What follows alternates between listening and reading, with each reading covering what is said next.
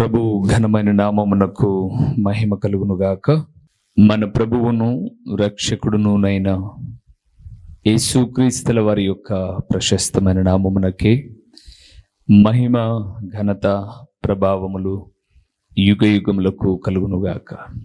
సర్వాధికారి అయిన దేవుడు ఆయనకు గొప్ప కనికరమును బట్టి మరొక శ్రేష్టమైన శుభదినములో దేవుని మాటలు మనం ధ్యానం చేయుటకు ప్రభు మనకిచ్చిన ఈ గొప్ప సదవకాశం కొరకై దేవాది దేవునికి మనము ఎంతగానో స్తుతులు చెల్లించబద్దులమై ఉన్నాము. అదే సమయంలో ప్రతిదినము దేవుని వాక్యం వింటూ ఆత్మీయముగా బలపరచబడుతున్న దేవుని ప్రియబిడ్డలైన మీ అందరికీ ప్రభువైన యేసుక్రీస్తు పేరిట శుభవందనములు తెలియచేయుచు ఉన్నాను. ప్రియులారా, బాగున్నారు కదండి అందరూ? మీ అందరి యోగక్షేమముల నిమిత్తమై ఒక దైవజనుడినిగా నేను, నా కుటుంబము, అలాగే మాకు అప్పగించిన సంఘ పరిచర్యలో ఈ వాక్య వీక్షకులైన దేవుని ప్రియబిడ్డలైన మీ అందరి కొరకు మేము ప్రార్థన చేస్తున్నామండి. ముఖస్తుతి కొరకు అబద్ధాన్నో ఈ మాట చెప్పలేదు. మీరు ఎప్పుడైనా మా ప్రాంతానికి వచ్చినా ఆదివారము ఉదయకాలపు ఆరాధనే కాకోకుండా ఆదివారము సాయంకాలము, మంగళవారము సాయంకాలము, శుక్రవారము సాయంకాలము మా ఎదుట అంటే మేమున్న స్థానిక సంఘములో నియామక కూడికలు జరుగుతాయి. ప్రతి ప్రార్థనలో సంఘపు బిడ్డలందరూ కూడా ఈ వాక్య వీక్షకులైన బిడ్డలను దీవించునాయనా అని ప్రార్థన చేస్తారు. మేమందరము ప్రార్థిస్తున్నామని మీకు మాట ఇస్తూ ఉన్నాం. విశ్వాసమందు తొలగిపోమాకండి. రోజు రోజుకు రెట్టింపైన ఉత్సాహంతో దేవుని కొరకు, దేవుని రాకడ కొరకు సిద్ధపడండి ప్రభునందు ప్రియులారా. ఇదన కాలమున ప్రభు చెప్పమన్న ఒక చిన్న అంశ భాగము ఏమిటి అనగా, విశ్వాసి దేవదారు చెట్టు వలె ఔన్నత్యం పొందాలంటే ఏమి చేయాలి? విశ్వాసి దేవదారు చెట్టు వలె ఔన్నత్యం పొందాలంటే, ఔన్నత్యం అనంటే ఘనత అని అర్థం. ప్రభునందు ప్రియులారా, దేవదారు దేనికి సాదృశ్యంగా ఉందంటే, ప్రస్తుతం ఒకవేళ గంధపు చెక్క లేకపోతే ఒక పేరెన్నిక కలిగిన టేకు చెక్క, ఇవి ప్రస్తుత దినాలలో ఎంత పేరెన్నిక కలిగినవో, ఎంత ఖరీదైనవో బైబిల్ గ్రంథంలో దేవదారు వృక్షము కూడా అంత పేరెన్నిక కలిగినదిగా మనం చూస్తాం. అందుకే దావీదు మందిర విషయమై ప్రార్థిస్తున్నప్పుడు అన్నాడు, గొర్రెల దొడ్డిలో ఉన్న నన్ను తీసి దేవదారు మ్రాణులతో నిర్మించిన నగరులో అద్భుతకరమైనటువంటి సుఖనివాసాన్ని నేను పొందుకుంటూ ఉంటే, నా దేవుని మందిరం లేదా నా దేవుని మందసం ఎండకు ఎండుతూ వానకు నానడం నేను చూడలేకపోయాను అని అన్నాడు. దేవుడు తన దాసుడైన దావీదు కావలసిన సంపద అంతటిని సమకూర్చినప్పుడు, అతని కుమారుడైన సొలొమోను మందిర నిర్మాణాన్ని చేపడుతున్నప్పుడు ఈ విలువైన కలపను వాడినట్లుగా మనం చూస్తాం.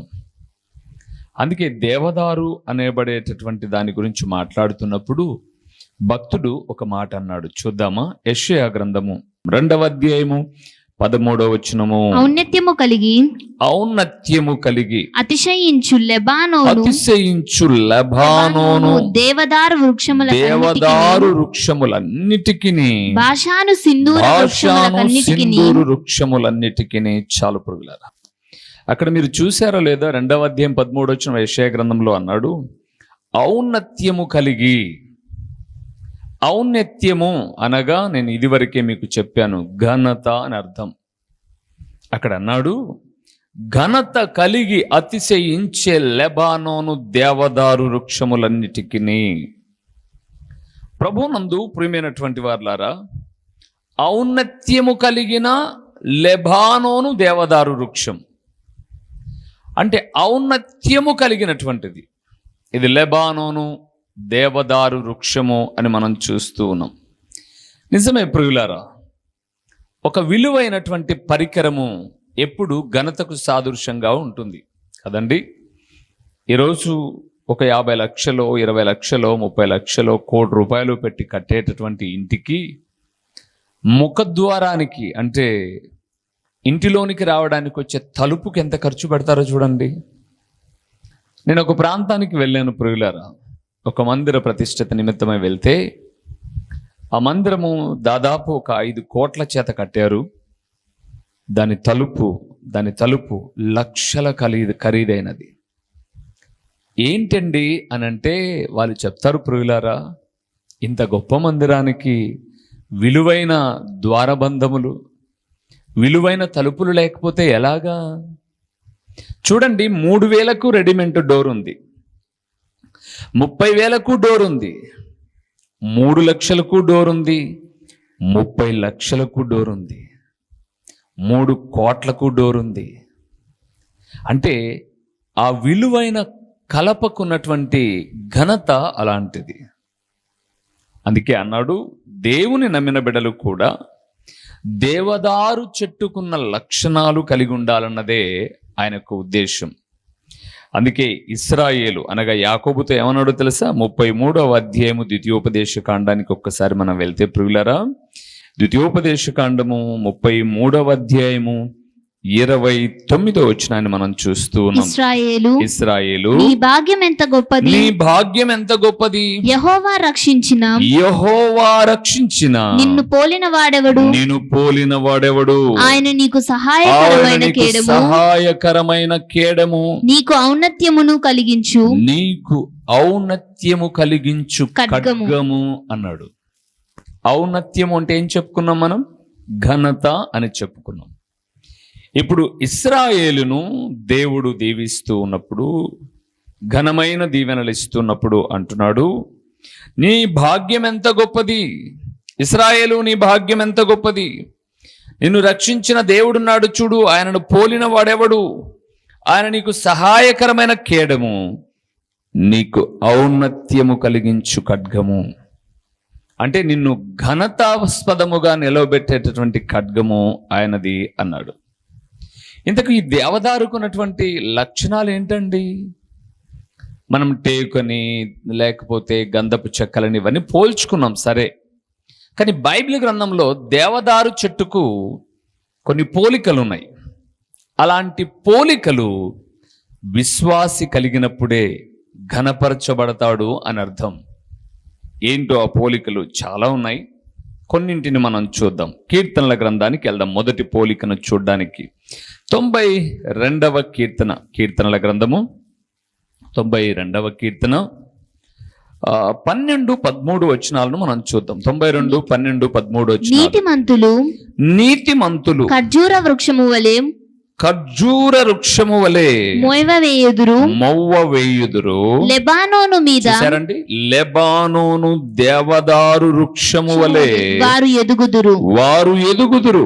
యెహోవా మందిరములో నాటబడిన వారై వారు మన దేవుని ఆవరణములలో వర్ధిల్లుదురు. 12వ వచనాన్ని మీరు చూస్తున్నప్పుడు, దేవదారు వృక్షము వలె నీతిమంతులు ఎదుగుదురు అన్నాడు.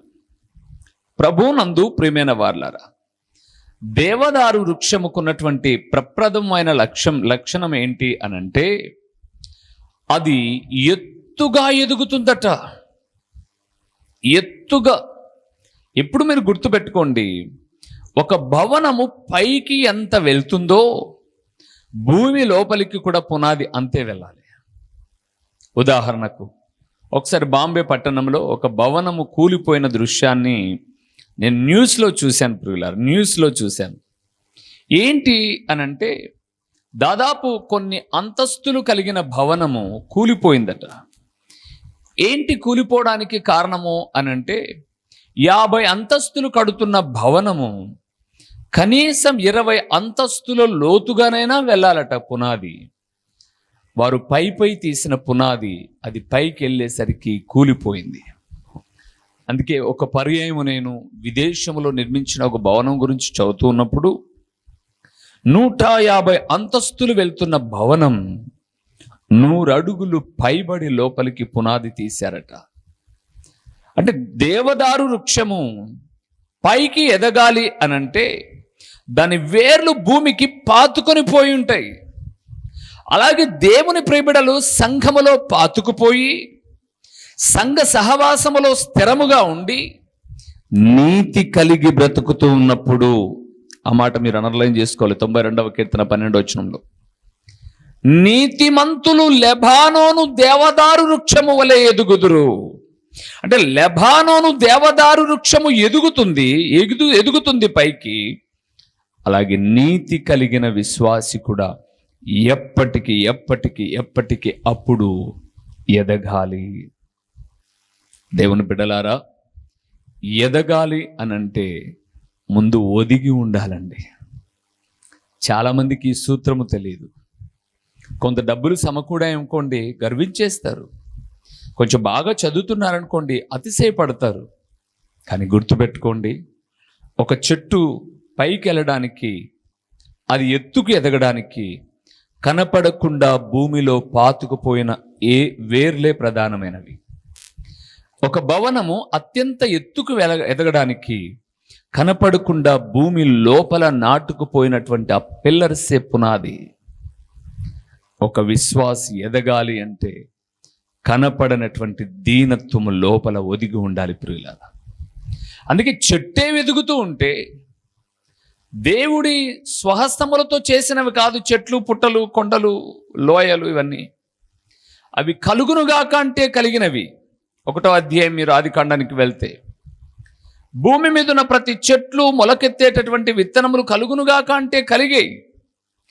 కలుగునుగాక అంటే కలిగిన చెట్టే ఎత్తుగా ఎదుగుతూ ఉంటే, కలుగునుగాక అంటే కలిగిన దేవదారు వృక్షమే ఎదుగుతూ ఉంటే, తన పోలికలో చేయబడిన దేవుని ప్రియబిడలు మరి ఎంత ఎత్తు ఎదగాలో తెలుసా? ఒక మాట చూపిస్తాను. ఎఫెసీయులకు రాసిన పత్రిక 4వ అధ్యాయం ప్రియులారా, ఎఫెసీయులకు రాసిన పత్రిక 4వ అధ్యాయము 15వ వచనాన్ని చూద్దాం. 15వ వచనాన్ని చూద్దాం. ప్రేమ కలిగి సత్యము చెప్పుచు క్రీస్తు వలె ఉండుటకు మనమన్ని విషయములలో ఎదుగుదము. ఏమన్నాడండి భక్తుడు? ఎదగాలంటే ఏం కావాలట? ప్రేమ కలిగి ఉండాలి. ప్రేమ కలిగిన వారే ఎదుగుతారు ప్రియులారా. గుర్తుపెట్టుకోండి మీరు. ఒక లోకంలో జీవించినటువంటి ఒక మదర్ తెరీసా ఎంత ఎత్తు ఎదిగిందండి. ఆమె కట్టేది 150 రూపాయల ముతక చీర. ఆమె నివసించేటటువంటి గదిని చూసి వచ్చారు నాకు తెలిసిన ఒక దైవజనుడు. ఒక చిన్న మంచం, ఒక చెక్క బల్ల, నాకు తెలిసి 10x10 ఫీట్ కూడా లేనటువంటి ఒక చిన్న గదిలో తను ఉంటూ ప్రపంచ దేశాలన్నీ కూడా మదర్ అని పిలిపించుకుంది. ఆమె చనిపోయినప్పుడు ప్రపంచ దేశాలన్నీ సెల్యూట్ చేశాయి. ఆమె బ్రతికున్నప్పుడు ఏ దేశానికైనా వస్తే రెడ్ కార్పెట్ వేశారండి ఆమెకు, వెల్కమ్ అమ్మా మీకు అని. ఎందుకు అంతగా ఎదిగింది మదర్ తెరీసా? నేను యేసుప్రభు గురించి ఇంకా మాట్లాడడంలా. ఆమె అంత ఎత్తు ఎదగడానికి కారణం ఏంటంటే ప్రేమ కలిగి ఉండింది ప్రియులారా. ఎవరిని ప్రేమించింది? డబ్బులున్న వాళ్ళను ప్రేమించిందా? అధికారాలు ఉన్న వాళ్ళను ప్రేమించిందా? ఈ లోకములో ఎన్నిక లేని వారిని, వ్యాధిగ్రస్తులని, తృణీకరించబడిన వారిని ఎంతగా ప్రేమించిందండి. ఈరోజు నువ్వు ఈ లెబానోను దేవదారు వృక్షం వలె ఎదగాలి అంటే నీలో ఉండవలసిన మొట్టమొదటి పిల్లరేంటి? ప్రేమ కలిగి. రెండవది ఎక్కడేమన్నాడు? సత్యము చెప్పుచు అనగా నిజం మాట్లాడుతూ. ఒక వ్యక్తి గొప్ప స్థితికి ఎదగాలంటే నిజము మాట్లాడాలి ప్రియులారా.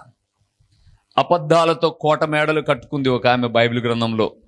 యెజబేలు అని అంటారు ఆమెను. ఇజ్రాయెల్ యొక్క రాజైన ఆహాబు భార్య అబద్ధాలతో మేడలు కట్టుకుంది.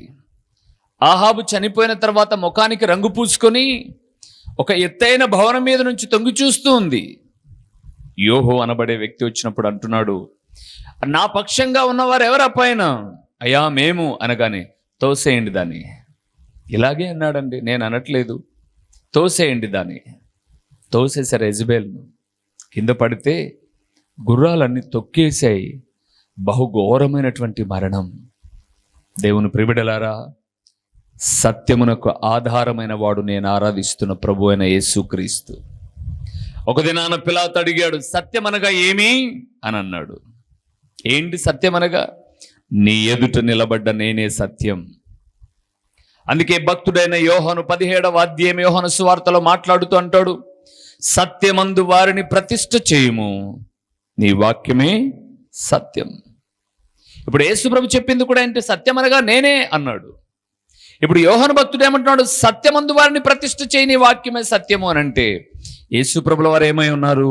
ఆది యందు వాక్యం ఉండెను, వాక్యము దేవుని యొద్ద ఉండెను, వాక్యము దేవుడై ఉండెను, ఆ వాక్యము శరీరధారి అయి, ఆది యోహాను సువార్త 1:12లో ఆ వాక్యము శరీరధారి అయి కృపా సత్య సంపూర్ణుడిగా మన మధ్య నివాసము చేయుటకు వచ్చెను. ఆయనే ప్రభు అయిన యేసుక్రీస్తు. ఈ లోకములో ఒక వ్యక్తి ఎవరినైనా మోడల్గా పెట్టుకోవాలి అని అంటే అది ప్రభు అయిన యేసుక్రీస్తునే. ప్రియులారా, భూమి మీద ఉన్న ఏ సినిమా హీరో అని అనుకుంటుంటే క్యారెక్టర్ లేదు, నటన మీద ఉన్న శ్రద్ధ జీవితంలో లేదు ప్రియులారా. కానీ నటన కాదు, జీవితాన్ని ఒక ఆదర్శప్రాయంగా చూపించిన వ్యక్తి ప్రభు అయిన యేసుక్రీస్తు. అందుకే ఈ చరిత్రకు మధ్యవర్తిగా యేసు ప్రభుల వారిని నిలిపారు. చూడండి ప్రియులారా, యేసు ప్రభుల వారి కన్నా ముందు మేము ఎంతో మంది ఉన్నారు, రకరకాలైనటువంటి వ్యక్తులు శక్తులు ఉన్నాయని చెప్పుకుంటే ప్రపంచానికి ఆధారముగా చరిత్రకు మధ్యవర్తిగా ఒక్క ప్రభు అయిన యేసుక్రీస్తు మాత్రమే ఉన్నాడు ప్రియులారా. ఇంకెవరి వల్ల కాలేదు సాధ్యం. అది కేవలం ప్రభు అయిన యేసుక్రీస్తు వల్ల మాత్రమే సాధ్యమైంది. అందుకే క్రీస్తును పోలి నడుచుకోవాలి, క్రీస్తు వలె మనం ఎదగాలి. రెండవది, దేవదారుకున్న మరొక లక్షణం ఏంటో చూద్దామా? యెషయా గ్రంథం 14వ అధ్యాయము చూడండి. దేవదారుకున్న మరొక లక్షణాన్ని ఎక్కడ చెప్పాడు? 14వ అధ్యాయం యెషయా గ్రంథం 8వ వచనము. నిన్ను గూర్చి తమాలా వృక్షములు లెబానోను దేవదారు వృక్షములు లెబానోను 14:8 చదువుతున్నాం ప్రియులారా. లెబానోను దేవదారు వృక్షములు హర్షించును. దేవదారుకున్న మరొక లక్షణం ఏంటి అంటే హర్షించుట. అర్థం ఏంటో తెలుసా? సంతోషించుట. అవును ప్రియులారా, ఎండ వచ్చినప్పుడు లెబానోను దేవదారు వృక్షము కృంగిపోదు. అది ఎప్పుడు సంతోషభరితంగా ఉంటుంది. దేవదారు వృక్షము ఎక్కడో భూమి లోపల ఉన్నటువంటి నీటి చెమ్మను తీసుకుంటుంది ప్రియులారా. ఎక్కడో దాదాపు ఒక 1/2 కిలోమీటర్ దూరంలో నీళ్ళండి, అక్కడున్న నీటిని అది లాగేసుకుంటుంది. అందుకే ఎప్పుడు అది పచ్చగా సంతోషంగా ఉంటుంది, చక్కగా ఊగుతూ ఉంటుంది. దేవుని ప్రియబిడ్డలు అనబడేవారు దేవుని వాక్యము చేత ఎప్పుడు సంతోషంగా ఉండాలి ప్రియులారా. ఎదిగే వ్యక్తి, నీతి కలిగిన వ్యక్తి ఎప్పుడు సంతోషంగానే ఉంటాడు. బైబిల్ గ్రంథంలో నీతిమంతుడైనటువంటి చాలా మంది భక్తులు ఉన్నారు. పిల్లలు లేనటువంటి జకర్యా, ఎలిజబెత్ల దగ్గరికి వద్దాం. వారు నీతిమంతులు అని రాయబడింది లూకా సువార్త 1వ అధ్యాయంలో. పిల్లలు లేరు అని కృంగిపోలే ప్రియులారు. వాళ్ళు దేవుని బట్టి సంతోషంగా ఉన్నారు. వాళ్ళు నీతిమంతుడైనటువంటి యోసేపు అని రాయబడింది. మరియా వివాహము కాకోకుండానే గర్భవతి అని తెలిసినప్పుడు పరిశుద్ధాత్మ వలన ఇది కలిగింది అని దేవుని దూత చెబితే నీతిమంతుడైన యోసేపు చేర్చుకున్నాడు. నీతి కలిగిన వారి జీవితంలో నిందలొచ్చినా బాధలొచ్చినా సంతోషంగా ఉంటారు ప్రియులారా. చూడండి, జ్ఞానేమన్నాడు ఒకసారి 15వ అధ్యాయము సామెతల గ్రంథం 15వ అధ్యాయము 13వ వచనాన్ని చూద్దాం ప్రియులారా. సంతోష హృదయము ముఖమునకు తేటనిచ్చును. చాలు. ఏంటట? సంతోష హృదయము ముఖానికి ఏమిస్తుందట? తేటనిస్తుందట ప్రియులారా, తేటనిస్తుంది. అంటే ఆ ముఖములో ఉన్నటువంటి కాంతి ఆనందభరితంగా ఉంటుంది.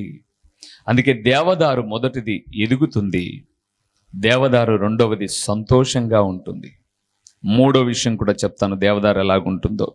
104వ కీర్తనకి వెళ్దాం ప్రియులారా, ఆ విషయాన్ని మనం చూడడానికి. 104వ కీర్తన 16వ వచనాన్ని మనం చూద్దాం. ఇక్కడ లెబానోను దేవదారు ఎలాగుందో చూద్దాం. యెహోవా వృక్షములు తృప్తి పొందుచున్నవి ఆయన నాటిన లెబానోను దేవదారు వృక్షములు తృప్తి పొందుచున్నవి. ఆహా, ఎంత బాగుందండి ఈ మాట. దేవుడు నాటినదంట దేవదారు వృక్షం, మనుషులు నాటినది కాదు. దేవుడు నాటిన లెబానోను దేవదారు వృక్షము అది తృప్తి కలిగినది. దేవుని ప్రియబిడ్డలారా, ఈరోజు దేవుని నమ్మిన మన జీవితాలలో ఉందా తృప్తి? తృప్తి లేదండి చాలా మంది జీవితాల్లో. బైబిల్ గ్రంథం ఏమో చెబుతుంది, భక్తుడైన అపోస్తుడైన పౌలు తిమోతితో మాట్లాడుతూ సంతృప్తి సహితమైన దైవభక్తి గొప్ప లాభము అని. ఈరోజు చాలా మందికి తృప్తి లేదు. డబ్బులు ఉన్నాయండి, తృప్తి లేదు. భోగభాగ్యాలన్నీ అనుభవిస్తున్నారండి, తృప్తి లేదు.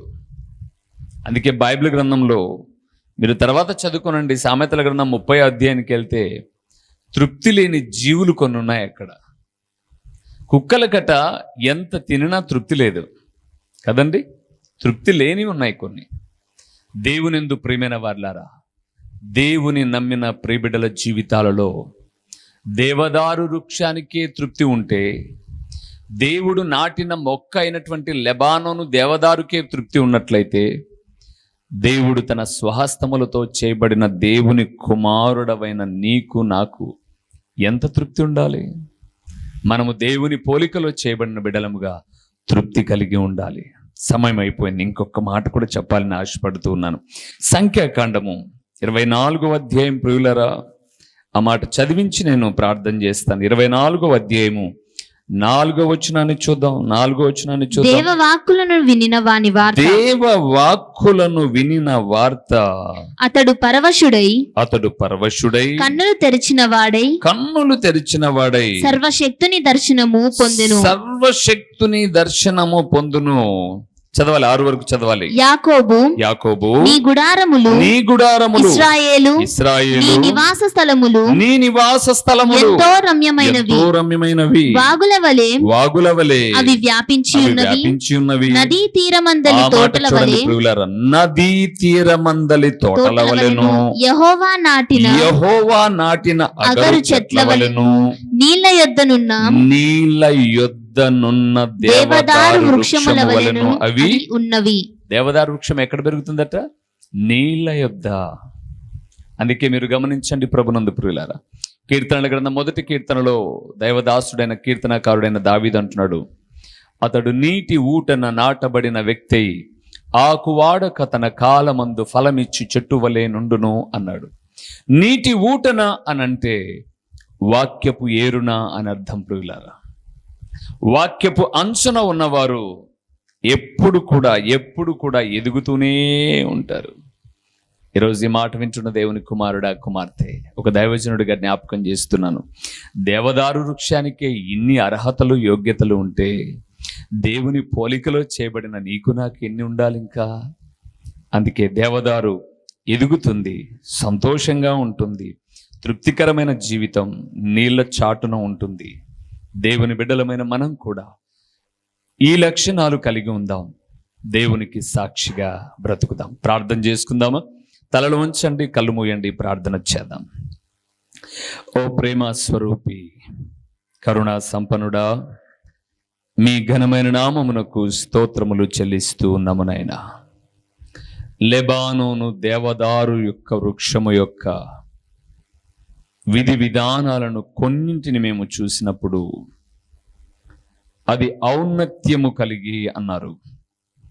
ఆ వృక్షానికి ఘనత ఎలాగొస్తుందో కొన్ని లక్షణాలు మీరు మాట్లాడినప్పుడు మా జీవితాలకు కూడా ఘనత కలగడానికి, ఇలాంటి లక్షణాలను మేము కలిగి ఉండడానికి మీ ద్వారా ఔన్నత్యాన్ని పొందుకోవడానికి సహాయం చేయండి తండ్రి.